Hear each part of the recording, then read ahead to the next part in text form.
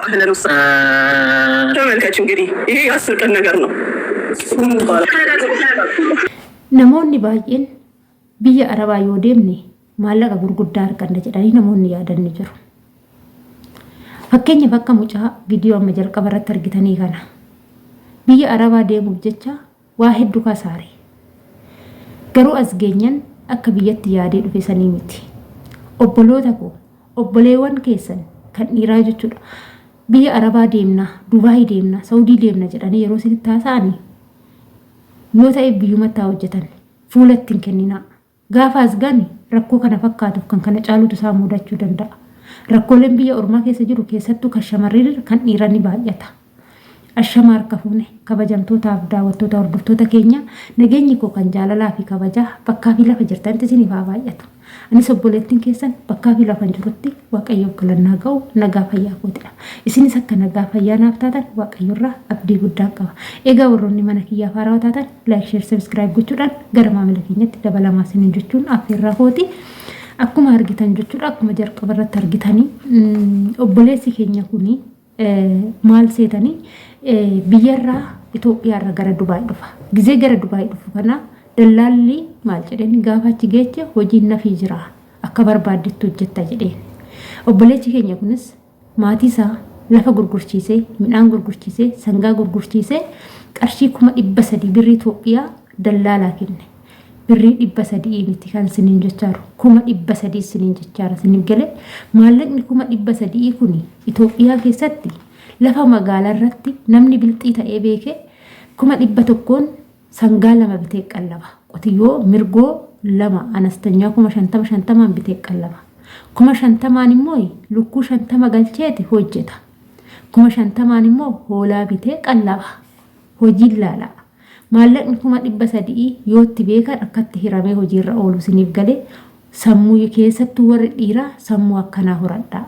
Biyya amma fakkeenyaaf lukkuu 50 birrii 100 yoo jalqabde lafa baadiyyaatitti yoo horsiiste dhugaa siniin jedha dachaa namaa galchiti lukkuun jechuudha. Sangaa yoo qallaban sangaa 50 bittee yoo qallabde baatii 3 keessatti jijjiirama guddaa fidda. Hoolaa ji'aan qallabde yoo gurgurte jijjiirama guddaa qabda. Garuu namoonni keenya Itoophiyaawii yoo jedhamnu biyyatti hojjennee of jijjiirraa kan jedhu narqine. Yoo taasifnu asii yoo obboleewwan keenya isin wayyaa isin biyya achi jirtan wayyaa nu asitti gubanne jireenyi nu gube jedhu. Jireenyi takka nama hin gubne. Jireenyi akka gubu kan godhe sammuu isaaniiti. Sammuun isaanii qullofamee jira jechuudha. Kanaaf jechuudha obboloota koo obboleessi keenya kun akkasitti maatii isaa waan maatiin isaa qabu hunda gurgurchiisee gara Dubaay dhufe. Gaafa biyyarraa shurshuree Dubaay deema jedhee maraatee maatii isaa qabeenya maatiin isaa qaban hunda gurguree maatii isaa iyyummaatti galche 300 jechuun yeroo har'aa keessatti warri baadiyyaa waa hedduu gurguraniiti jechuudha. Maatiin keenya warri keenya inna gaafa as ga'u garuu hojii dhabee waggaa tokko lafa taa'e dhaggeeffadhaa. Hojii dhabee waggaa tokko lafa taa'e. Gizee kana dallaalatti yoo bilbileetti himu yookaan birri kiyya na deebisi biyyatti galli yoo jedhuun dallaalli immoo birri ittiin dhufte kan itti si fides kaffalii tikeettis of danda'ee gali jedhaan. Inni kun biyyatti maatiin isaa iyyummaatti gatee dhufe waa takka hin jiru. Asii birritti isin galus hin qabu. Galus maal hojjeta? Yeroo kana maal godhe kiloorsii dhugee jechuudha. Kiloorsii dhugee kiloorsiin qoonqoo isaa akka cufee akka hin dubbanne godhe. Dhaggeeffadha garuu lubbuun isaa obboleewwan isaa bira jiran dhaqqabanii adaananii jiru garuu akka hin dubbanne godhe jechuudha. Kana hunda kan godhe eenyudha? Dallaallicha. Dallaalli yeroo ammaa haga biyyarraa si fidutti waa hedduu sin jedha. Waa hedduu si'attaalala. Waan inni siin hin jenne hin jiru. Shamarranis haa ta'u dhiiras wantoota dallaalli sin hin jedhu amantanii dallaalatti of gattanii biyyaan ba'ina. Gaafa as geechan dubbiin akkas hin jiru. Dubbii faallaa taate isinitti dhufti. Shamarran keenyallee baay'een isaanii gola madaamii kan seenan maal jedhuun seetan gaafa achi jiran birri 50 nyaatta. Mindaan kee 50 hojiin hin jiru. Uffata kan miiccu maashiniidha. Kan tokkosu maashiniidha. Anaanis kalee akkasuma naan jedha waan ta'eef. Oduun dallaalaa kana qofa. Gaafa as geechee jaan argitu garuu faallaadha jechuudha. walittuun dhiyaatu dhugaa jirtu sinitti himaniiti miti kan biyyarraa dhufaartan ijoollee baay'een asitti rakkachaa hartan inna obboleechi kun sababa kana haala kana ta'ee qoonqoon isaa cufamee itti dhagaame akka dubartiitti gattaa'ee bu'aa jechuudha. Maaltu isa boojise? Qabeenya maatii isaa gurgurchiisu santu isa boojisa. Odoo akka yaada isaatii jireenya isaatis jireenya maatii isaatis yeroo gabaabaa keessatti jijjiiree biyyatti galu. Biyya Arabaatittis barbaatiidhaan kan argattu sun zooroo zooroo Itoophiyaatti hojjette kan amma fakkeenyaaf ani walee 40,000 argadha mana kanatti. Fakkeenyaaf yeroo ammaa kana ishiinu garuu Itoophiyaatti hojjedhe asii galee har'a 100,000 akkan galchu ofan amana amma jechuudha. Sa'aatii kanatti ofan amana. Sanii olis galchuu nan danda'a. Maaliif hojii yoon hojjedhe hojii garagaraatti yoon bobba'e akkan gola madaamitti galgala ganama hojjedhu kan yeroon boqonnaa kootii ofii xiqqeechi yeroon qabu hunda hojiitti oon dabarse biyya keessatti dachaa mana kana argadhu nan argadha jechuudha. Waanan sammuu kee hojiitti jijjiire biyya kamuu ta'e har'a mee warri dhiiraa gadi baatanii odoo qasiraa hojjetanii qasiraan har'a meeqa ji'aan birrii guyyaa takkitti 500 oolta yoo maaragaan hojjette kumaallee ni argatta. Wanta sitti argattu ni argatta biyya keessatti. Isa qasiraa hojjetu san immoo maallaqa ji'aan argattu san immoo waa wayitiin hojjetta akka inni jijjiirama sii fidu hin balleessitu dhugaatirraa bilisa taate iddoo likiskisa wantoota alkoolii garagaraa irraa fagaatte waan argattu mataa gubbaa amantaa keetiif kennatte yoo adeemte wanti sin jijjiiramne tokkoof hin jiru.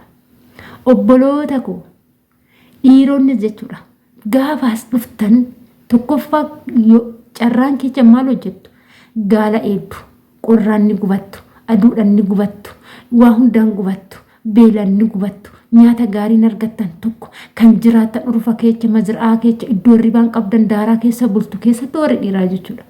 Inni lammataa immoo kan immoo akka carraa istiraahaa isin gahe akka dubartiitti mana namaa dhittu akka dubartiitti nama jala deemtanii buna danfistanii bunaan isaan jala deemtu akka dubartiitti nyaata hojjettu meeshaa dhittu mana isaanii dhittu ni qulqulleessitu gaafa istiraahaan sun kireeffamee dubartoonni dhaqan achitti waan isaan gatan afuubaa ijoollee kana fa'a akka dubartiitti gaafa isaan achi yaa'an jim godhanii gaafa galan kana fa'a hojjettu hojii gaarii tokkoon hojjettu. Kanaafuu jechuudha biyyaallee yoo ba'anii taa'anii biiroo keessa hojjetanii tiimtii kan mallaqa argatanii gubatanii gaala namaa eeganii hoolaan namaa tissanii akkasumas immoo dhugaa gabaree ofii gadi wayii ta'aniiti yeroo biyya ormaa keessattis kan of fooyyessan malee wanti luka lamaan olirra godhatanii taa'anii jiruu ofii fooyyeffatan tokkollee hin jiru. Kanaaf qabeenya biyya keessaa barbadeessitanii hanga biyyaa baatanii qabeenya biyya keessaa sanitti fayyadamtanii jireenya biyya keessanii fooyyeffachaa nyaata biyya keessanii biddeen biyya keessanii akkasumas bishaan biyya keessanii dhuudanii jiraatanii akka obboleettii tokkotti ani gaarii dhadhee yaada.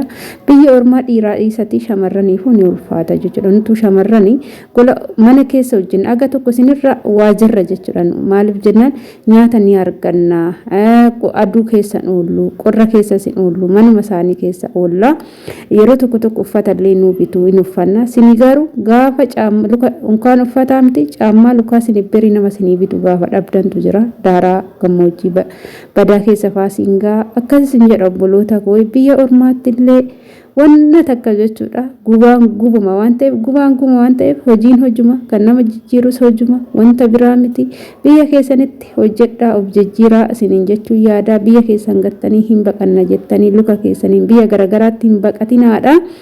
Sinin jechuu jaaladhaan viidiyoo kiyyammoo asumarraa nan goolaba turtiin wajjin gootaniif ulfaadhaa galatoomaa jecha mana kana like share subscribe gochuudhaan nu jabeessaa sinin jenna. Egaa yaa obboloota koo viidiyoo kiyya keessatti dogongora yoon qabaadhe dhiifa manaa godhaa hanga viidiyoo biraatti walitti deemnutti turtii gaarii siniif haa ta'u. Bye bye.